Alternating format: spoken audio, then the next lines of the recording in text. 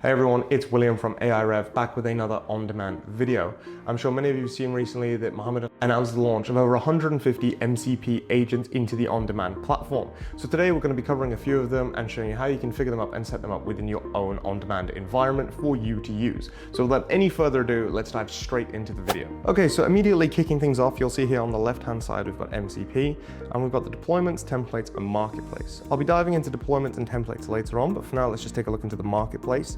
So as I said, we have over 150 MCPs deployed in on-demand with more coming every single day. So we can have a scroll through here and you can see just sort of kind of what we have to offer. So scrolling through and taking a look at this open weather MCP server, for example. So all of these MCPs are different servers that we then later configure to be their own MCP agents. This is just giving you the ability to deploy MCP servers or access ones that have already been deployed into on-demand for you.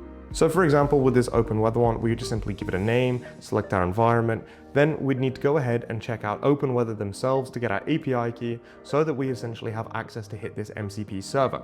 Scrolling through a bit more, we have so many available. Now these MCPs essentially act as connectors and they provide your large language models with access to external data. So essentially here, what you can see is all the different servers that we have available. And within these servers, it's essentially just pulling in more information to provide even more context to your language models. Now, if we go ahead up here and search for the Wikipedia MCP server, you'll see we have it right here. There's a model context protocol server that retrieves information from Wikipedia to provide context to these large language models. So we're going to go ahead and deploy this and then actually test it within the playground itself.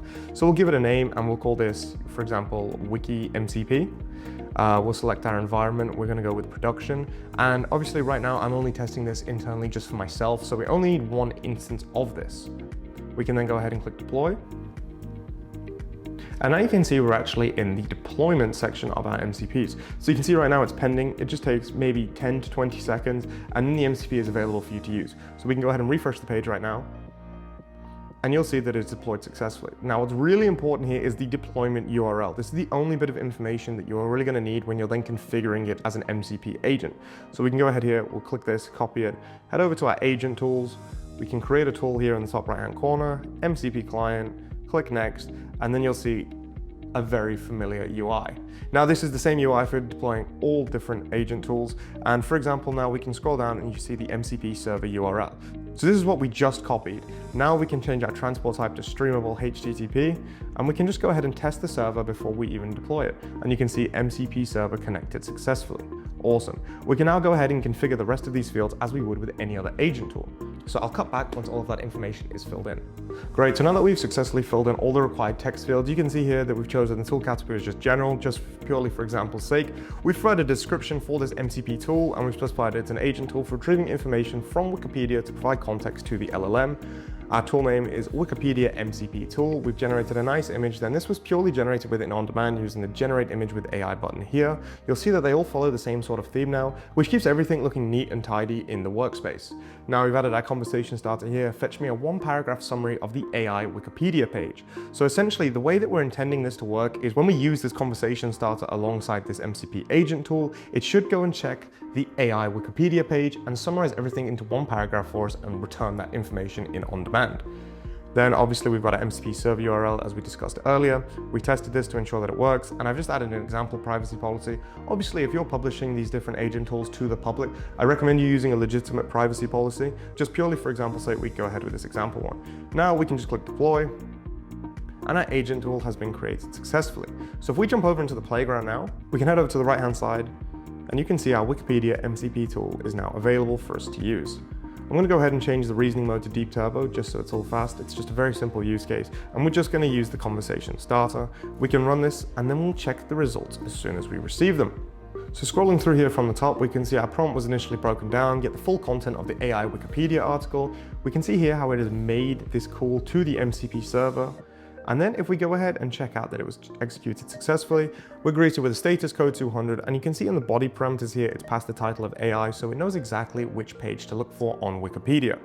It's then generated the entire output for us exactly like we specified, and we've got a one-paragraph summary of the entire Wikipedia page. This has pulled the information directly from Wikipedia in a very quick time frame. So this is great, this is fantastic. Let's go ahead and take a look at some more examples. So we can dive back over here into we can then look at the marketplace, we can see what else we have to offer. So So for this example, I'm going to use the Exa MCP. We'll go ahead here, and you'll see we need to add in an API key in order to communicate effectively with the MCP server. Now, a lot of these providers offer their API keys on their own personal websites, so we could go ahead and search for Exa MCP, and we could find their API key directly. I have it here already. And once again, we'll give this a deployment name, and we'll select our environment as production. We go ahead and click deploy, and now you can see it alongside our Wiki MCP deployment. Now again, we'll give this 10 to 20 seconds for it to deploy successfully within OnDemand, and then we'll go ahead and refresh the page. So as you can see, it has deployed successfully, and once again, all we need to do is copy the deployment URL. Then we can once again head back over to the agent tools, create the tool in the top right hand corner, MCP client, and fill in the exact same fields as we did previously. So we'll go ahead, we'll put in the MCP server here, we'll change it to streamable HTTP, and test the server here. And once again, MCP server connected successfully. So fantastic, I'm just gonna fill in this form really quick, and I'll check back in with you as soon as that is done. So now we've gone ahead and filled in all of the required text fields for our MCP agent tool. You can see here, once again, we've chosen the tool category as general, just keeping things simple. We've added a description, and what's really cool about this MCP server that we've got access to is it allows you to turn your AI assistant into a live research assistant. It gives it access to real-time web search, data scraping, academic research, GitHub projects, and more, all via MCP protocols. So we've given it the tool name of Exa MCP tool. Once again, we've generated the image with AI using OnDemand, and you can see how it follows the same theme as our Wikipedia MCP tool.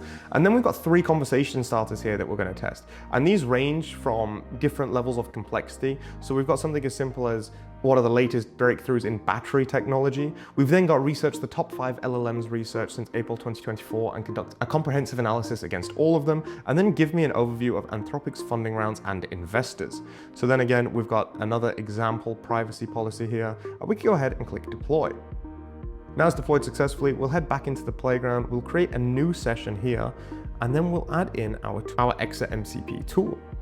We're actually, for this instance, going to change our reasoning mode to high, and then we're going to start with the first conversation starter. What are the latest breakthroughs in battery technology?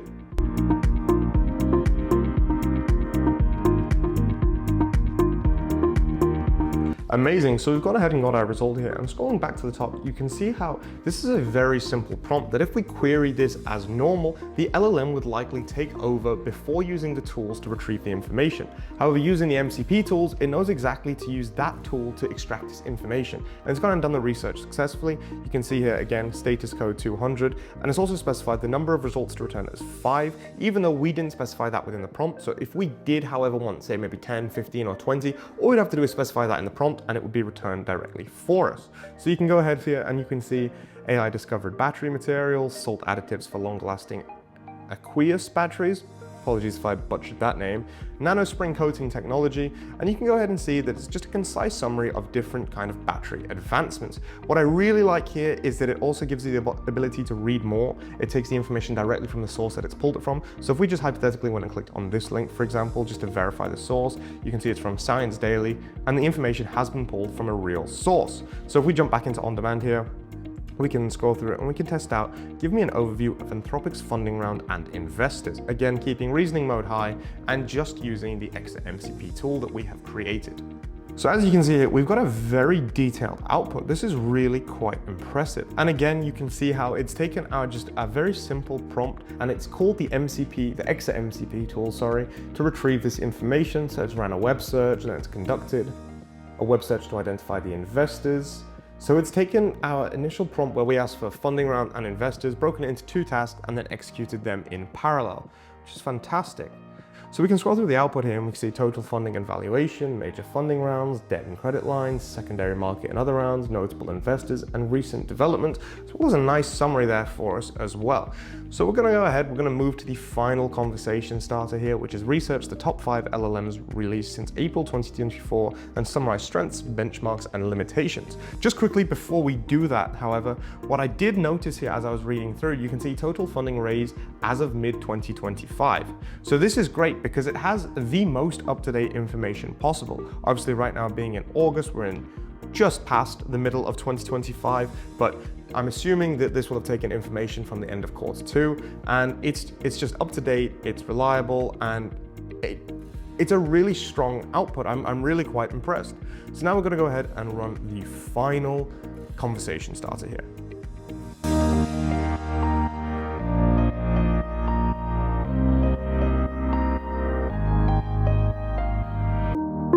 And fantastic. Now that we've received our output, we'll go ahead and scroll from the top as we have done with the previous conversation starters. So you can see it's found the large language models. And then for the top 5 models from the previous search, it's then using the web search _exa path, which is configured within the MCP server itself. And then you can see here, it's called 5 tools at once, which is very interesting. So for this one, for example, GPT-5 technical report, I'm assuming this one is then going to be GPT 4.5. This is going to be Llama, or GPT 4.1, sorry. Llama 4 Maverick, there we go. And Llama 4 Scout. So it's conducted technical reports in parallel with one another. This is really quite cool. So if we take a look at the output itself, it's identified the Meta Llama 4 series, then OpenAI GPT 4.5, GPT-5 released this month, Meta Llama 3.3 released last April, and Google Gemini 2.0 Pro in June of 2024, as well as then giving us a summary table here. So it's got our models, whether or not it's multimodal, the context window, benchmarks, notable strengths, and limitations. So this is really quite interesting. So this MCP tool, for example, I feel this is going to be a great addition to any sort of research-based task that I have coming up in the future. I think I'm definitely going to be keen to explore this one a little bit further, sort of in my own time, and just see how far we can really push it, and maybe even do a side-by-side comparison between this MCP tool and some of, maybe for example, a GPT Search or a Perplexity agent tools, which are of course REST API tools. So this is cool. We've tested them, we've deployed them. Now let's have a look over here on the left-hand side at MCP templates. Is the last thing to cover in this video. So we can create a template here in the right hand corner, and this essentially allows you, if you have your own MCP server, or if there is an MCP server available out there that isn't available within OnDemand at this point, you can essentially create this template to make it available within OnDemand and then configure your agent tool around your deployment. So you've seen the deployments in the marketplace. Creating a template is essentially giving you access to the tools outside. So once again, it kind of features into that sort of scalability aspect. We're not just limiting you here with what you see in the platform. You have the ability to bring in sort of your own information. If you have your own MCP server, or you have your own external repositories, we're allowing you to bring them in and build on top of. It's not just limited to what is existing within the platform itself. And guys, MCPs are obviously, they've just been launched. We're going to be covering them in a lot more detail. This has been really interesting and really, quite a fun video for me to kind of compare and see how these MCPs are performing actually within day-to-day tasks. So it'll be really interesting to see when we take this further and, maybe go into some deeper research tasks. Maybe we start going into the MCPs that, can act on your behalf in terms of trading and so on and so forth. But I'm going to save that for another video. Anyways, guys, that's going to be all from me today. Thank you so much for tuning in, and I will catch you in the next video.